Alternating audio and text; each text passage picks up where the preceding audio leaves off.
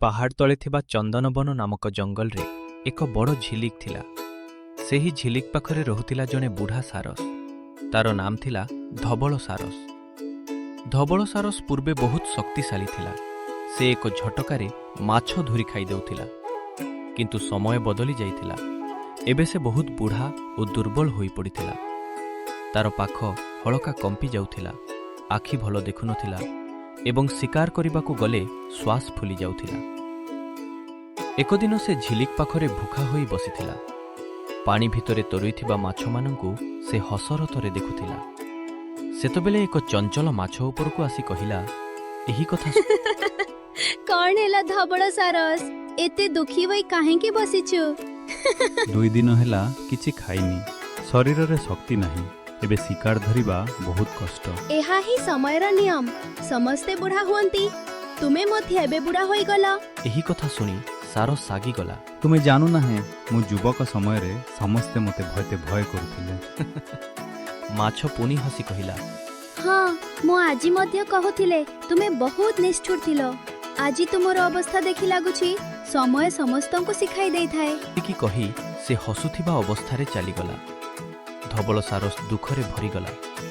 ସେହି ସମୟରେ ଦୂରର ଗଛ ଡାଲରେ ବସିଥିବା ଜଣେ ପରା ସବୁ ଦେଖୁଥିଲା। ତାର ନାମ ଥିଲା ଗୋପୀ ପରା। ଗୋପୀ ଉଡ଼ି ଉଡ଼ି ତାର ସଖୀ ତିଲୋତ୍ତମା ଚଢ଼େଇ ଓ ବୁଦ୍ଧିମତୀ ହରିଣୀ ମାଉସୀ ପାଖକୁ ଗଲା।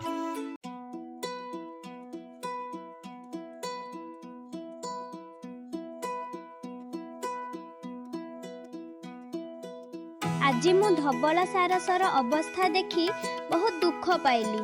ବୁଢ଼ା ହେବା କେତେ କଷ୍ଟର। ତିଲୋତ୍ତମା ଚିନ୍ତିତ ହୋଇ କହିଲା, କିନ୍ତୁ ଆମେ ମଧ୍ୟ ଏକ ଦିନ ବୁଢ଼ା ହେବୁନି କି? ହଁ, କିନ୍ତୁ ସବୁ ବୁଢ଼ା ଲୋକ ଖରାପ ନୁହନ୍ତି ଏବଂ ସବୁ ଦୁଃଖୀ ଲୋକ ଭଲ ମଧ୍ୟ ନୁହନ୍ତି। ସେ ସାରସ ପୂର୍ବେ କେମିତି ଥିଲା କିଏ ଜାଣେ। ହଁ, କିନ୍ତୁ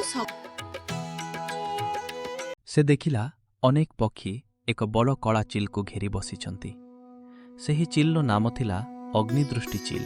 ତିଲୋତ୍ତମା ପାଖରେ ଥିବା କାଉକୁ ପଚାରିଲା, ସମସ୍ତେ ଏହି ଚିଲ୍ ପାଖରେ କାହିଁକି ବସିଛନ୍ତି? ଏ ଚିଲ୍ ସାଧାରଣ ନୁହଁ, ଏହାର ପାଖରେ ଅଦ୍ଭୁତ ଶକ୍ତି ଅଛି।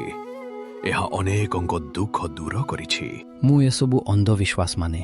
ସେତେବେଳେ ଚିଲ ନିଜେ କହିଲା, ତୁମେ କ'ଣ ଦେଖିବାକୁ ଚାହୁଁଛ? ଆମ ଝିଲିକ ପାଖରେ ଜଣେ ବୁଢ଼ା ସାରସ ଅଛି।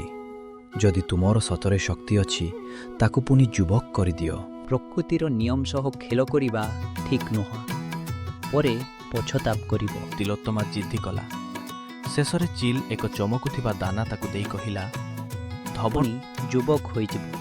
କିନ୍ତୁ ମନେ ରଖ, ସମସ୍ତେ ଦ୍ୱିତୀୟ ସୁଯୋଗର ଯୋଗ୍ୟ। ତମା ଖୁସି ହୋଇ ଦାନାଟି ନେଇ ଧବଳ ସାରସ ପାଖକୁ ଗଲା।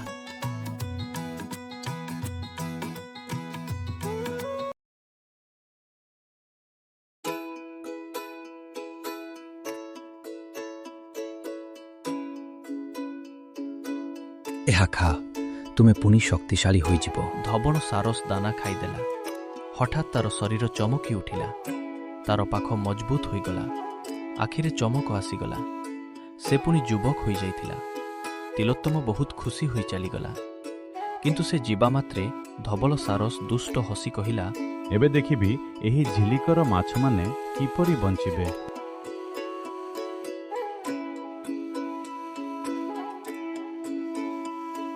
ସେ ଏକ ପରେ ଏକ ମାଛ ଧରି ଖାଇବା ଆରମ୍ଭ କଲା।